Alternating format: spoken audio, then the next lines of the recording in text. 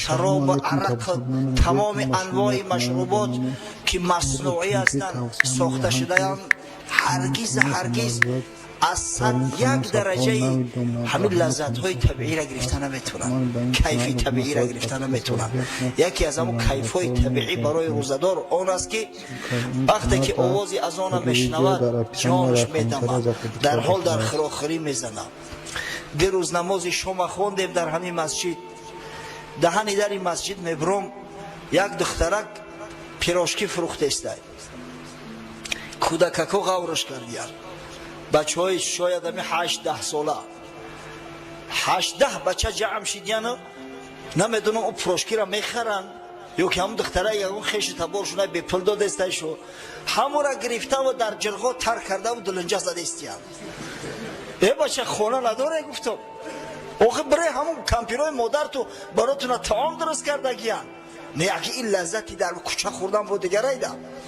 روز تو بگر مردک روزه گرفته است گرسنه های انا که همون لجامی اسبی نفس سر داده است، دلنجه پراشکی خورده است، برای او را قسم به خدا از این لذتی بیشتر تصور کرده نمی شود، زیرا این لذت طبیعی است.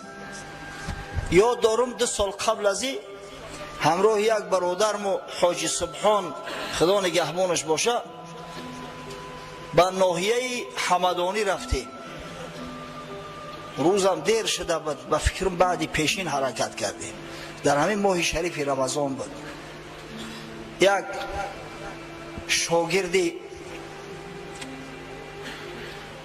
چه بگم که سبو کرده، فرومایه بگیم، کم خیرت بگیم، بی اندیشه بگیم که صدقه شاگردیش کنه.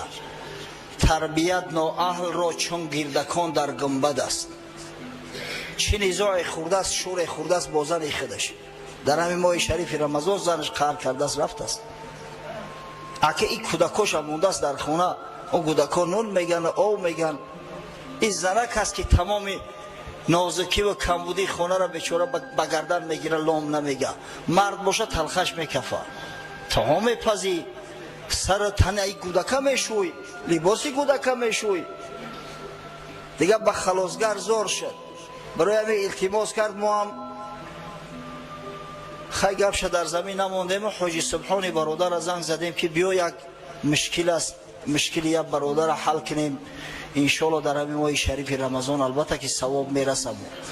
روانه شدیم تا ناحیه حمدانی رفتیم، تا او اگه پدر عروس بیچاره از بس که احترام میکنه دیگه لام نگفت، تا او بیچاره رفت دخترش اکثر اینا او گوارید کرد، آورده چند گفتیم خطیب او میره یک سوارشو کردیم. در راه اومدیم همین دریای وخش در منطقه نورک گذشته بودیم که وقتی شام شد، همونجا در لب ساحل اندکی طرفتر شاید 100 متر بالاتر یک مسجد است.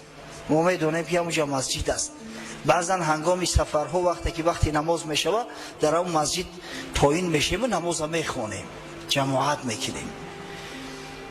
رفتیم که مردم در صحن پرتوفتیان جای نمازها را منتظر نماز شام استودیان. رفتیم نشستیم، عقب وقتی روزه شدن شد، قریبی اذان شد. البته سنت است که قبل از نماز شام خواندن شخص روزه‌دار روزش بکشوید. ما حیران که هیچی نداریم، روزه را به چی بکشویم؟ همونجا چند دانه خرمای سبز، قسم به خدا سبز بود، چینده شده ماندگی. ایام خرمای سبز یک تایی در دست مو دادن. خرما را دیدم در تشویش موندم که من همی خودم معدم خوب نیست، هضم کرده نمیتونم، ایرا خام و خلیج میخورم، ایرا چقدر هضم کرده باشم در شکم میخوری. وقتی که یک گز گرفتم نمیدونم که شاید من گرسنه بودم، شاید همون خرما همون خیلی شیرین بود، والله تا حالی را مزهش از دهنم نرفت است. من خیال کردم که شاید همین لذت من تنها چشیده باشم. او برادر را سوال میکنم حاجی را، میگه به خدا این خیلی خرمای شیرینه ای. اگه شاید او قدر شیرین نباشه، نه که ما گرسنه بودیم وقتی طعام خوریم بود. وقتی آدم گرسنه باشه همه یک پاره نان خشک از بره بریان به لذت میتوه. یک خرما چی که 3-4 خرما زدیم.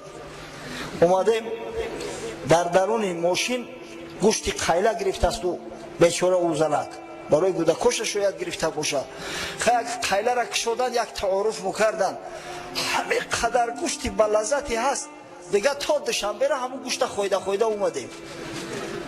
یعنی که این لذتی بسیار عالی و عظیمی هست.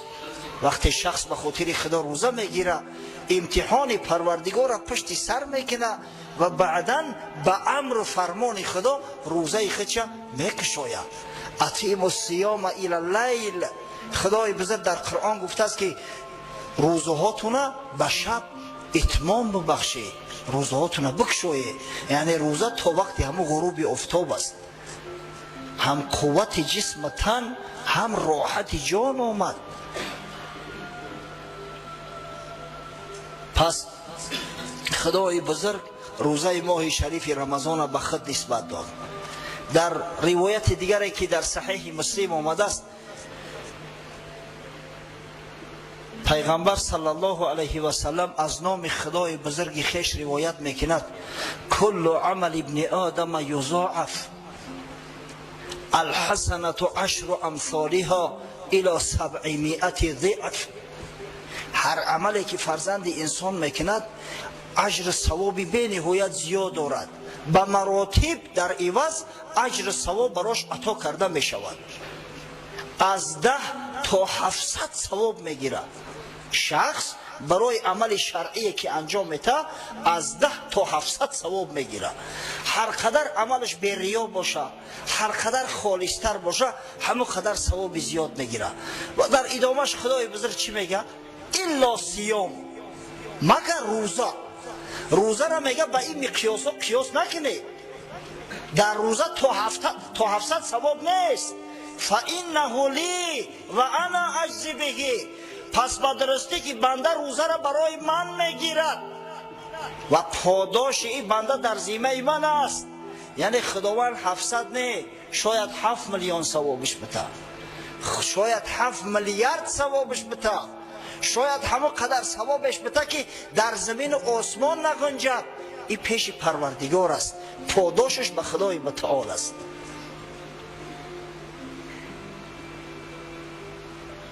یا حضرت هم میگن هر وقتی که به یگان ناحیه سفر کنه میدونه که بای بچه ها، مثلا بچه های بای بچه در دوشنبه زندگی میکنن، خونه شو مثلا خونه پدر شو در هم ناحیه ای، خونه هم پدر هم میدونه اومده از دعا و فاتحه میکرده است، با زنگ میزد است با بچه شا فلانی ما در خونه چشتگیم، اشارش میکنه حالی خیر بعد دعا را خودت میگیرم، دعا و فاتحه کنی اومده خونه تو دعا را خودت میگیرم.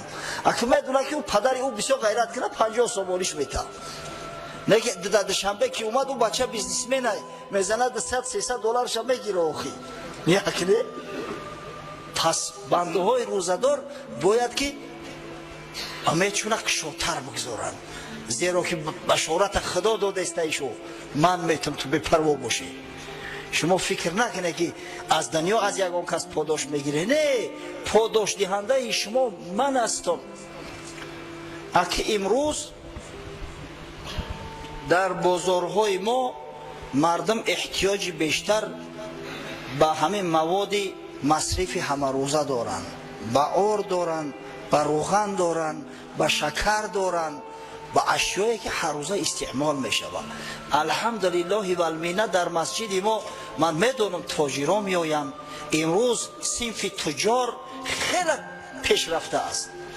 من به همه برادرای تاجر مراجعت میکنم. بچه های عزیز، در همین ماه شریف رمضان شما فایده دنیا سر نکنید. همین فایده دنیا خدا بگیرش تا کجا را میرود. فایده دنیا سر نکنید. یک برادر قصاب شکایت کرد، گفت نرخ ارزان کردیم، خدا نگهبان شو باشه حکومت شهر دوشنبه و حکومت جمهوری تصمیم گرفتیان که یا نرخ معین بگذارن تا اینکه بعضی مردم از حد نگذرونه. این مردم ما متاسفانه بدترین خصلت‌های انسانیت گرفته است، هم از غربی ها و هم از شرقی ها. نه پروای رمضان داره و نه پروای قربان. میگم برداشت زم که دیدن که خریدار زیاد چه در یک مال به نرخ آسمانی برداشتن میگیرن. از همین خاطر امروز تصمیم بسیار نگرفته شده است از جانب حکومت شهر که در یک ماه شریف رمضان از تاجرها پتن نپرسه، نلاگ نپرسه. مخصوص تأکید کردن که کسی خللشو نرسونه. دهقانایی که مال خودشون میارن در بازار میفروشن، حتی از چک بازار آزادن. او کسایی که میانه رو و پسردنیک مال دهقان میگیرن و میفروشن، فقط نیمی چک به تنها مشنه. برای چی؟ برای که همین نرخ نبردارن، بالای مردم جور ظلم نشوه. شما را به خدا قسم همین فایده و منفعت دنیا تو مونه. او برادر قصاب شکایت میکنه که ما را میگن گوشت 18 سوم بفروش. اگر گوشت 18 سوم فروختی یکم فایدت نمیمونه، همون نوک به نوک همون مالی را که خریدی همون میشه. گفتم برادر جان بگذار که فایدت نمونه، ثواب میگیری کو. آخه همون شکمبه همون گو میموند کو. شکمبه اگر زنه که به هنر باشه او شکمبه را بگیره تازه کنه و اگر باور کنه تعام بپزه از او شکمبه خلدیس دیگر کنه، همین قبل لذت میشه و قن والی هم شکمبه برات میمونه. روزی و رزق 2 روزه 3 روزه فرزند داد، هم اجر ثواب. آخی خدای تعالی تو را به عادت کرده است که اجر ثواب رمضان در ذمه من است، از من میگیره ثواب شه. شما در همین ماه شریف رمضان فکر فایده‌تون نکنید، خدا بگیره همون فایده را از برای خدا. در مملکت‌های اسلامی ثروتمندا هستن مال میخرن، کوتره میارن به نرخ همون کوتره میفروشن، یگان سوم در بالاش نمیمونن تا اینکه ثواب بگیرن، فضل بگیرن. از برای خدا آخه همین ظلم جور با کی میکنی؟ به خطان. همون پول جمع میکنی با کی را جمع میکنی؟ تو خدا دی قسختی مرده ای از تو فرزندی خوب میبرویا، ای مار بچه میبرویا. خیال میکنی که تو پگه مردی او فرزند مقبره تو را از تیلو میکنه. در یک سال یک بار اگر یادت کنه یا پمینکت کنه نمیدونم دیگه در فکرش نمیزنی. ای مردکی خوب امروز در جان خودت خیر کن، توشه آخرت خودت به دست خودت جمع کن که فردا دیگه منتظر فرزند نباشی، منتظر برادر نباشی. حضرت رسول الله صلی الله علیه و سلم تأکید کرده است لأن یتصدق المرء بدرهم فی حیاته خیر له من ان یتصدق عنه ب100 بعد موته. اگر میگه مرد در همین دنیا به دست خودش 1 درهم صدقه و خیر کنه، براش بهتر است که بعد مردنش صاحب درکاش و واریساش 100 درهم صدقه کنن. از اما 100 که او میتن همین یکی که خودت میتی برای تو فاضل تره. گر به دست خود دهی خرمای تر، به که بعد از تو دهن خرواری زر. همین به دست خودت 1 خرما را بده، انشالله از ثواب 1 خروار زره که بعد مردن تو میتن بالاتره. آخی تو این قدر دنیا دوستداری خیال میکنی بچه تو از تو کم میشوه. تو را به خدا قسم باور کنی همین میبینی یکان جوان مرده وقتی تحقیقی میکنی پدرش هم خیلی جوان مرد به دست آخی. اگر یکان موسیقی ببینی اما ریشش هم بکن پدرش هم خیلی موسیقی مرده های. تو بجای پدر چی کردی خیر که همان بازجویی از پسرت؟ برای همین جوان مرد باشه. آخه مال و ثروت برای خیر است مرده. زینت مرد در خیر احسان شد. کسی خیر میکنه، کسی نیکی میکنه، نامش به نیکی میمونه. ایش ما میدونه که مردهای نیک برای نام چی جانایی میکنن، چی عذابایی میکشن که نامونه به نیکی یاد بگیرن، به نیکی یاد کنن. در همین محله مهرآباد کلینی یک حاجی است، حاجی مطلب میگن و فکر که حج عمره رفت. حاجی مطلب مردم مهرآباد میشناسنش. همین مملکت این نه خشمای، نه تبارمای، نه رفیق دوره کودکی مای، نه همسایه مای، یک برادر اسلامی ای. ببینه از بالای منبر نامش گرفته استم. برای چی؟ برای اونه که $100 هم داده است یا $200 نه، یک عملی نه کرد یک جوانمردی کرده بود، همو در ذهن من شش است و در ذهن همو همسایه هم ششتگی است. سال 2000 ما یک مسجد جور کرده بودیم، مسجد خورد در بین سکسیه ها. همین درآمد ماه شریف رمضان بود، گفتیم یک مال بخریم بکشیم خیر کنیم در راه خدا و بعد مسجد پریزنتاسیا کنیم، افتتاح کنیم مسجد. بازار رفتیم سال 2000 مردم هم خیلی قشقتر بودن، شما میدونید. همون وقت نمیدونم پول چخیل قرب منزله داشت، 62,000 جمع کردگیم. حتی نمیدونم که همون نامی پول چی بود، وقت روبل بود، سامانی بود، شاید سامانی باشه، دیگه سامانی نبوده که با فکرم. 62,000 جمع کردگیم، 62,000. خیستیم رفتیم بازار، یک قشقارچه را دیدیم بسیار معقول جوانک، گفتیم انشالله همین را میگیریم. همین مردم های بسخری را بس چیدین، یک گوسپند شو بکشیم انشالله همین گوسپند جوان باشه، از همون گوشتی بز و قدر فرقی نداره، همون نامش گوسپند های. وقتی نرخش میکنیم ای 80 کمش نکرده است یا بچه. این مرد